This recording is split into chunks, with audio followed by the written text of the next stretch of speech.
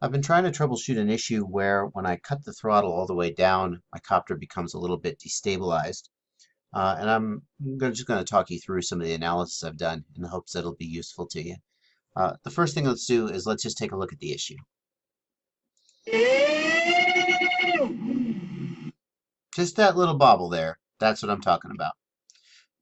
Now, the first thing to do whenever you're trying to troubleshoot something like this is to pull up RC command and make sure that you didn't bump the sticks. Did you bump the sticks? And let's also pull up the gyros so we can pinpoint the exact moment when the destabilization occurred. Okay, so here's where I dropped the throttle, and here on the pitch gyro is the destabilization. We can see a tiny bit of destabilization on roll, but it's mostly on pitch. And we can ask the question, did I bump the sticks? And if we look at RC command, we can see the yaw is just slightly not centered. Pitch and roll are basically centered.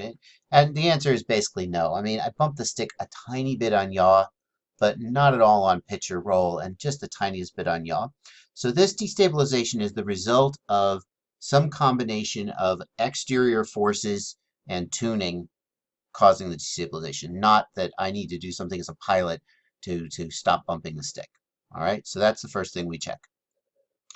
The next thing I'd like to do is I'd like to look at the motors.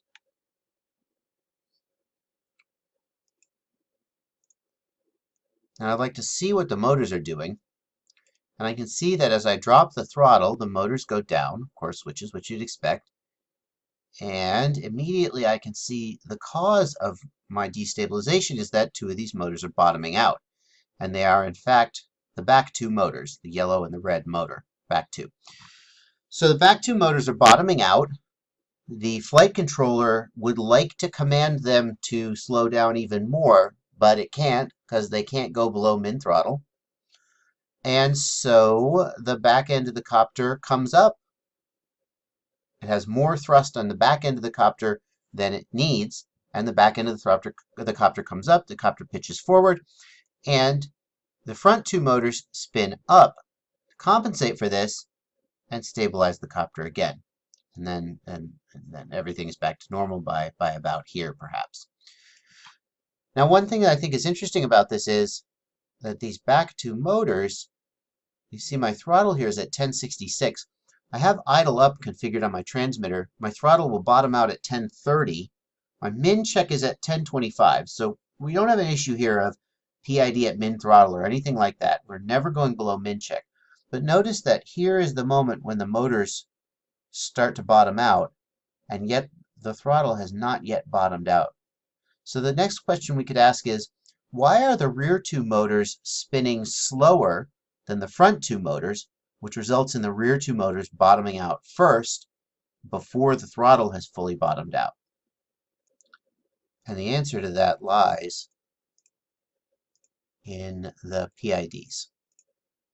If we look at my PIDs during this climb out, here is the beginning of the climb out, and we can see that the I term, as I climb out, the I term goes negative. Negative I term corresponds to pitch backwards. What this means is that for whatever reason as I climb, the copter is tending to pitch forwards. The rear motors are generating slightly more thrust than the front motors. Now, don't worry about why this is. The motors are never going to generate exactly the same amount of thrust because we're not in sort of a pure, pristine scientific environment. There are aerodynamic forces at play, etc., etc., etc. Maybe the motors are just wound a tiny bit hotter. Who knows? An interesting experiment would be for me to switch my motors, the rear motors to the front and the front motors to the rear, and see if this reversed itself. I'm not going to do that because I don't really care, but it would be interesting and it would explain what was going on here. Okay, set that aside. The I term is negative. The I term is commanding the copter to pitch backwards, and of course to pitch backwards, you slow down the back motors and you speed up the front motors. And as I continue to climb out, we can see that that is still happening.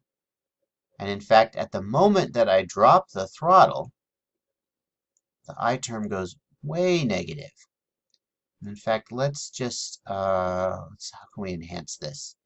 Let's bring the pitch gyro up here. Oh, I'm sorry, that's RC command. I messed up.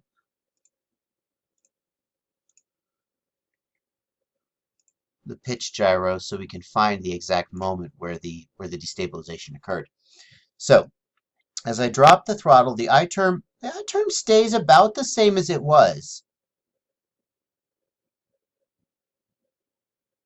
And then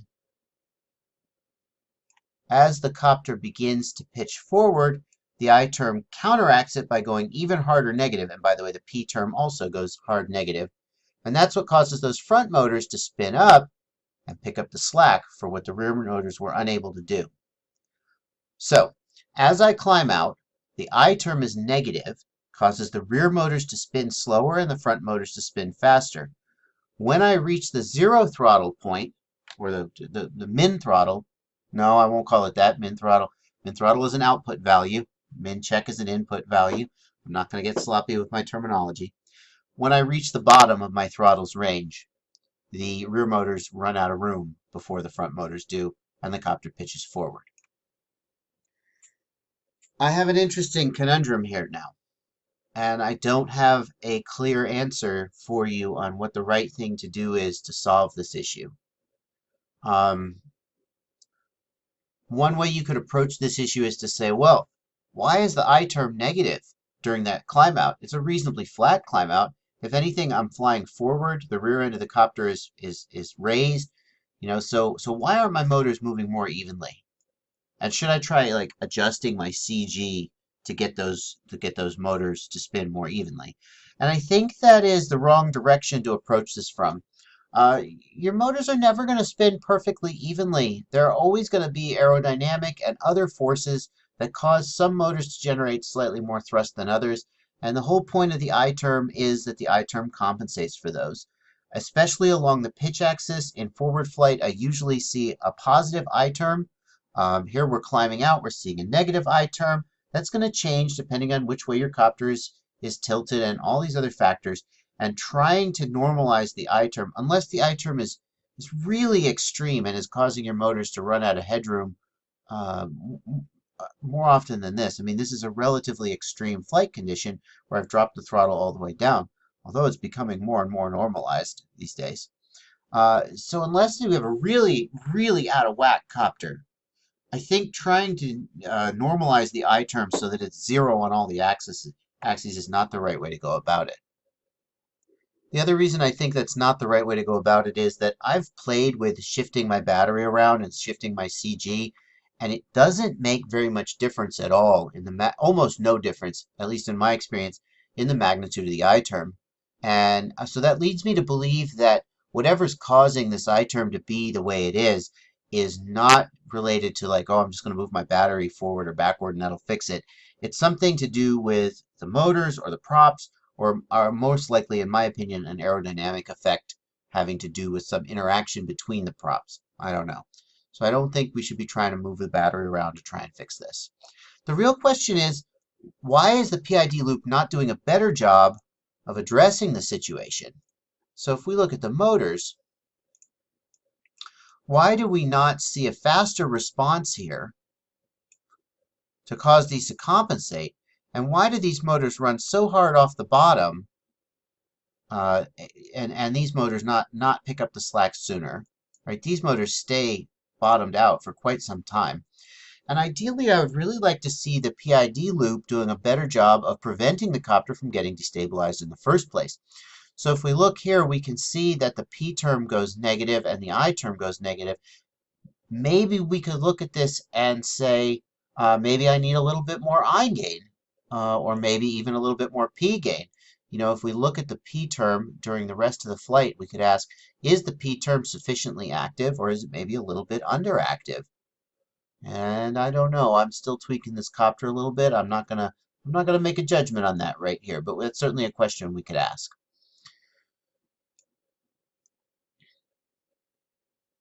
The other thing that I'm considering here is whether it makes sense to raise the value of my idle up throttle so I do not go as close to the min throttle, as close to min check, and the throttle value stays higher, and perhaps that would prevent these motors from bottoming out.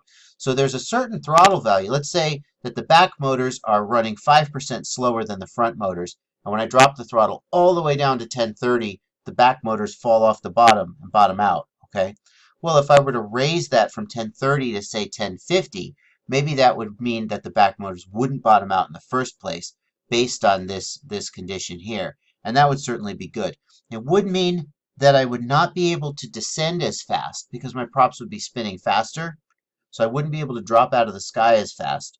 And that's a trade-off there. It's certainly worth playing with, raising that the idle up value, the lowest throttle that it'll allow to maybe prevent this from happening in the first place. I have one more thing that I want to show you here, and it's another time that I dropped the throttle. And in order to demonstrate this, what I'm going to do is I'm going to put RC command up, and I'm going to, oops, I saved too soon. I'm going to put the gyros up. And what I want you to see here is that here's another scenario where I drop the throttle, not quite to minimum, pretty close to minimum, but not all the way down. 1155 it looks like I get down to. And what I want you to see is that during this move, let me play the move for you first, actually. Hang on, here's the move.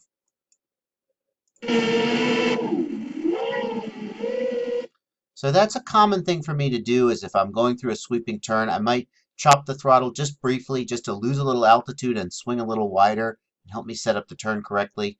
And you notice in that one, the copter didn't really destabilize at all. Let me show you again.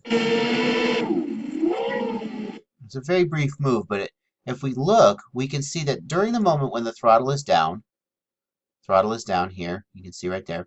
Notice that here, RC command is basically zeroed. I basically was not moving my sticks at all. And if you look at the gyros, you can see that the gyros are almost completely stable, not moving at all.